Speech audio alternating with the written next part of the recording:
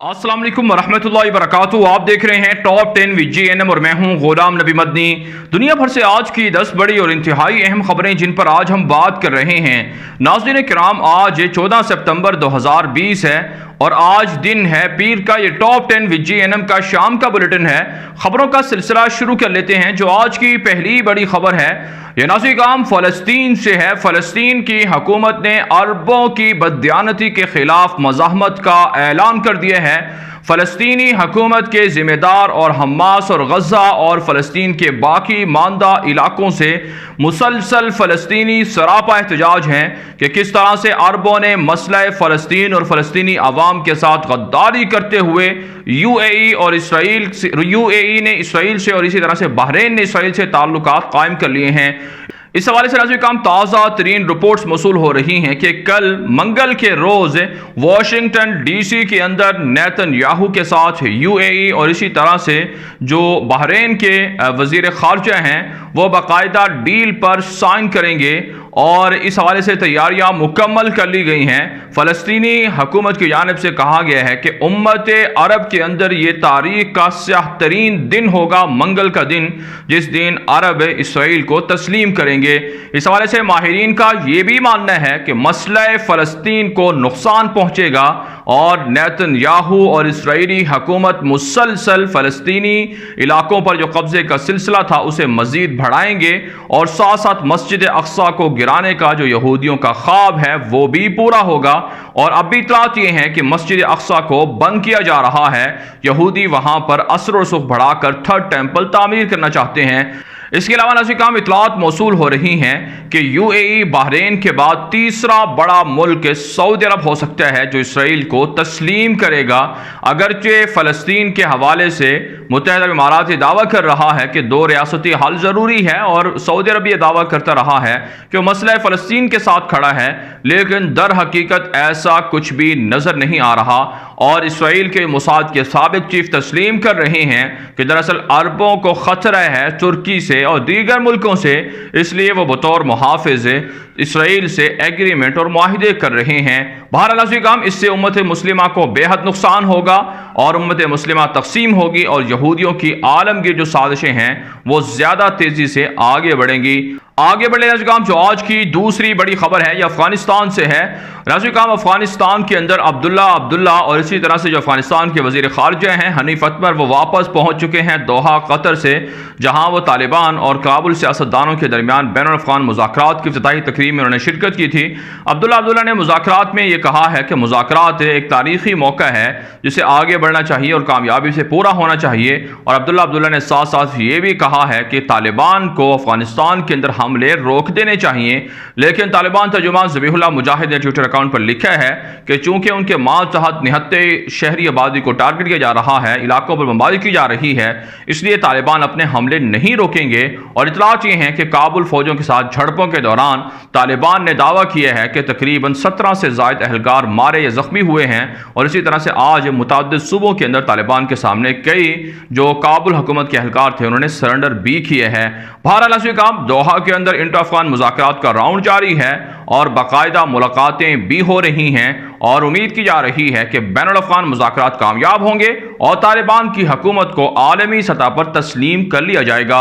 आगे बढ़े नाज़रीन, जो आज की तीसरी बड़ी खबर है ये नाज़रीन अमरीकी सदर डोनाल्ड ट्रंप के मुशीर ज़ल्मे खलीलज़ाद पाकिस्तान के दौरे पर पहुँच रहे हैं। इतलात मौसूल हो रही हैं कि ज़ल्मे खलीलज़ाद अफ़गानिस्तान के हवाले से क़याम अमन के लिए मरकज़ी रोल प्ले कर रहे हैं और ट्रंप के खुसूसी मुशीर भी हैं। इस हवाले से उन्होंने पहले दोहा कतर का दौरा किया जहाँ बैनुल अफ़गान मुज़ाकरात के राउंड की इफ्तिताही तकरीब में शिरकत की और राउंड को शुरू करवाया गया और उसके बाद वो पाकिस्तान के दौरे पर पहुँचे हैं और पाकिस्तान के हुक्काम को वे एतमाद में लेंगे कि बैनुल अफ़गान मुज़ाकरात के लिए जो पाकिस्तान का किरदार है उसे अमरीका तस्लीम करता है। और साथ साथ अमरीकी अफवाज के मुकम्मल इनखला के बाद जो फौजी साजो सामान है वो पाकिस्तान को बेचने या फ़रोख्त करने के हवाले से भी गुफ्तो शुनीद जारी है। और इतलात ये है नाज़रीन काम भारतीय मीडिया दावा कर रहा है कि ज़ल्मे खलीलज़ाद पाकिस्तान के दौरे के बाद भारत भी पहुँचेंगे क्योंकि भारत को ख़तरा लाहिक है कि अशरफ गनी की हुकूमत जाने वाली है। अमरीका किया भी जा रहा है तो फिर पीछे तालिबान उनके साथ मामलात को नहीं निभाएंगे या मामलात कायम नहीं करेंगे, ताल्लुकात नहीं बनाएंगे। इसलिए भारत अपनी सरमायाकारी को बचाने के लिए ज़ल्म खलीलजाद के ज़रिए से, अमेरिका के ज़रिए से तालिबान से सफारती ताल्लुकात कायम करना चाहता है। आगे बढ़ने काम जो आज की चौथी बड़ी खबर है, ये भारत से है। राष्ट्रीय काम भारत की दहशतगर्द मोदी हुकूमत वहाँ मुसलमानों की सकाफत को, कल्चर को तब्दील ही कर रही है। अब भारतीय वज़ीर दाखिला अमित शाह ने ताज़ा तरीन बयान दिया है जिसमें कहा है कि हिंदी ज़ुबान भारत भर की सरकारी ज़ुबान है, इसका कोई मुकाबला नहीं कर सकता है। साथ साथ उन्होंने कश्मीर के अंदर हिंदी ज़ुबान को बतौर सरकारी ज़ुबान करार देने पर उसका दिफा भी किया और अमित शाह ने कहा है कि उर्दू या कोई दीगर ज़ुबान हिंदी ज़ुबान का मुकाबला नहीं कर सकती है। साथ साथ इतलात मौसूल हो रही हैं कि माओ नवाज अलहदगी पसंदों के हमले भारतीय पुलिस और फौज के खिलाफ बढ़ गए हैं और रोजाना की बुनियाद पर 2 या 3 भारतीय पुलिस या फौजी एहलकार मारे जा रहे हैं। इसके अलावा नाज़रीन काम खबरें सामने आ रही हैं कि काले कवानीन के नाम पर मोदी दहशतगर्द की हुकूमत ने भारतीय मुसलमानों को तंग करना और गिरफ्तार करना शुरू कर दिया है और आज भी कई तलबा भारतीय दहशतगर्द हुकूमत ने गिरफ्तार किए हैं। मुसलमान भारत के जब तक खड़े नहीं होंगे, मुत्तहिद नहीं होंगे, उन पर दहशतगर्द मोदी हुकूमत जुल्म करती रहेगी। आगे बढ़े काम जो आज की 5वीं बड़ी खबर है, यह मकबूजा कश्मीर से है।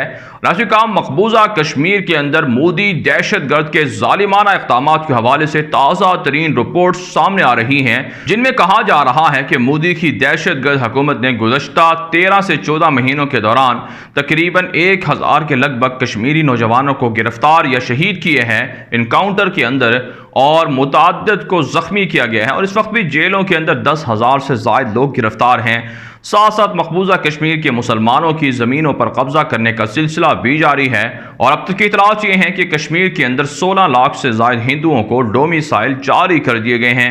मकबूजा कश्मीर से खबर यह भी है कि पुलवामा के अंदर बड़े पैमाने पर जो लकड़ी से बनने वाली पेंसिलें हैं वो तैयार होती हैं, जिसके बाद पुलवामा को पेंसिल डिस्ट्रिक्ट का लकब भी मिलने वाला है। लेकिन असली काम ना सिर्फ पुलवामा के अंदर बल्कि पूरे कश्मीर के अंदर से बहुत सी ऐसी चीज़ें हैं जो दुनिया भर के अंदर भारत एक्सपोर्ट करता रहा है, लेकिन जब से मोदी की हुकूमत आई है, तब काले कवानीन को लागू किया गया है, तब से कश्मीर का हुस्न बर्बाद कर दिया गया है, कश्मीर की जो शनाख्त है उसे ख़त्म कर दिया गया है और साथ साथ नाज़रीन काम वहाँ जो ताजरों के मसाइल थे उनमें इजाफा हुआ है और वहाँ की जो तिजारत है या वहाँ की जो पहचान है उसे भी ख़त्म कर दिया गया है। आगे बढ़ने काम जो आज की छठी बड़ी खबर है, ये अमेरिका से है। नाज़रीन काम अमेरिकी इलेक्शन से पहले जो बाइडन और ट्रंप के एक दूसरे पर हमले जारी हैं।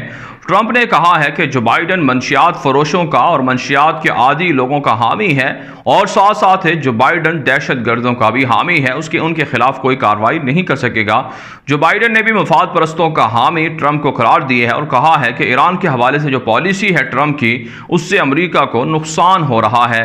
नाज़रीन काम इतलात मौसूल हो रही हैं कि अमेरिका के अंदर इलेक्शन से पहले खून रेज़ फसादात की खबरें हैं और पेंटागन और अमेरिकी फौज ट्रंप के खिलाफ है, जिसके बाद कहा जाता है कि वहां पर बड़े पैमाने पर तबाही हो सकती है और बहुत से माहिरीन का दावा भी है कि ट्रंप अमेरिका के लिए, अमेरिका की जमहूरियत के लिए खतरा भी हैं और ट्रंप पहले डिक्टेटर भी साबित हो सकते हैं। आगे बढ़े नाज़रीन जो आज की 7वीं बड़ी खबर है, ये तुर्की और यूनान के दरमियान जारी कशीदगी के हवाले से है। नाज़रीन यूनान ने 18 के करीब राफेल तैयारे फ्रांस से खरीद लिए हैं और बाहरी बेड़े भी फ्रांस से खरीदे गए हैं, जिसके बाद कहा जाता है तुर्की और यूनान के दरमियान कशीदगी बढ़ चुकी है। और इसी तरह से तुर्की के वज़ीर ख़ारजा ने ऐलान किया है कि अगर यूनान मुज़ाकरात करना चाहे तो तुर्की तैयार है, लेकिन यूनान की बदमाशी तुर्की किसी सूरत पर कबूल नहीं करेगा।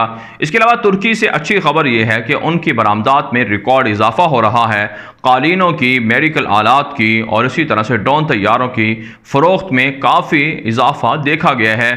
आगे बढ़ने काम जो आज की 8वीं बड़ी खबर है, यह यमन और सऊदी अरब से है। ताज़ा खबर मौसूल हो रही है कि सऊदी इत्तिहाद ने हूसियों के ड्रोन तैयारों के फौजी अड्डे पर या गोदामों पर मिसाइल हमलों से कई ड्रोन तैयारे तबाह कर दिए हैं। साथ साथ वाशिंगटन अखबार ने दावा किया है कि अमेरिका की हिमायत की वजह से मुसलसल जंगी जराइम सऊदी अरब के यमन के अंदर बढ़ते जा रहे हैं, जिससे यमनी अवाम को काफ़ी नुकसान हो रहा है। इसके अलावा खबर यह है कि इसराइल के जासूस और इंजीनियर्स बाकायदा इमारात की जो ताउन है या हिमायत है उसकी वजह से यमन के अंदर आ रही हैं, जिसके बाद यमनी हुकूमत और अवाम शदीद एहतजाज कर रही हैं कि इसराइल का फौजी अड्डा यमन के अंदर नहीं बनने दिया जाएगा। आगे बढ़े नज़ीर जो आज की 9वीं बड़ी खबर है ये शाम और रूस से है। नज़ीर ताज़ा खबर सामने आ रही है कि रूसी फ़ौजों में शाम में इजाफा हो रहा है और रूस ने ख़तरनाक जंगी साजो सामान शाम के अंदर पहुँचाना शुरू कर दिए है। आज दोपहर को हमने खबर दी थी कि शाम के अंदर ईरान के जंगजुओं के भर्ती करने की रिपोर्ट्स भी मौसूल हो रही हैं, जिससे निहत्ती शामी अवाम बेहद परेशान है और मौसम सरमा के अंदर शामी अवाम पर मज़ीद हमले हो सकते हैं। इसके अलावा नज़ीर रूस का एक फ़ौजी ऑफिसर शाम के अंदर हमले के अंदर मारा भी गया है और बशार अल असद की हिमायत में मुसलसल रूस और ईरान बड़े पैमाने पर सरमाया खर्च कर रहा है। दूसरी जानिब लबनान के अंदर दहशतगर्दों के खिलाफ फौज ऑपरेशन कर रही है। ताज़ा वाक़े के अंदर 4 फौजी जवान मारे गए हैं जो दहशतगर्दों के खिलाफ ऑपरेशन कर रहे थे और लबनान की हुकूमत इस वक्त शदीद मसाइल से दोचार है और अवाम भी सरापा एहतजाज हैं। जबकि नज़ीर इराक से खबर यह है कि इराक की मुआवनत की गई है सऊदी अरब की जानिब से और सऊदी अरब की वजारत दिफा ने इराक की वजारत दिफा को तिब्बी साजो सामान भेजा है। आगे बढ़े नज़ीर जो आज की 10वीं बड़ी खबर है ये सऊदी अरब से और जापान से है। नज़ीर ताज़ा खबर मौसूल हो रही है कि सऊदी अरब के वली अहद मोहम्मद बिन सलमान के खिलाफ मवाद को नशर ना करने के बाद नेटफ्लिक्स जो दुनिया भर के अंदर ऑनलाइन स्ट्रीम है जो जहाँ पर मुख्तलिफ किस्म की वीडियोस फिल्में वगैरह नशर की जाती हैं, अब खबर सामने आ रही है कि नेटफ्लिक्स सऊदी अरब के अंदर फहश मवाद को नशर कर रही है सऊदी अरब की इजाज़त के साथ है और इसके बदले में मोहम्मद बिन सलमान ने इजाज़त इसलिए दी है ताकि वह उनके खिलाफ कोई मवाद को रिलीज़ ना करें, नशर ना करें, जिस पर सऊदी अवाम काफ़ी एहतजाज भी कर रही है और गम गुस्से में भी है कि किस तरह से उनके मुल्क के अंदर फहश मवाद को नेटफ्लिक्स के ज़रिए से बआसानी नशर किया जा रहा है। जबकि नज़ीर जापान से खबर यह है कि जापान के वज़ीर आज़म शिंजो आबे के मुस्ताफ़ी होने के बाद उनकी पार्टी के जो सीनियर थे वो इलेक्शन जीतने में कामयाब हो गए हैं, अब वो जापान को लीड करेंगे। बहरहाल नज़ीर दुनिया भर से थी आज की 10 बड़ी खबरें। इन खबरों के हवाले से आपकी क्या राय है? अपनी राय कमेंट के जरिए से जरूर हम तक पहुंचाएं। मज़ीद खबरों के लिए आप हमारे ट्विटर अकाउंट दुनिया मेरे आगे और गुलाम नबी मदनी फॉलो कर सकते हैं। आज के लिए इतना ही, इजाज़त दीजिए। अल्लाह हाफिज़।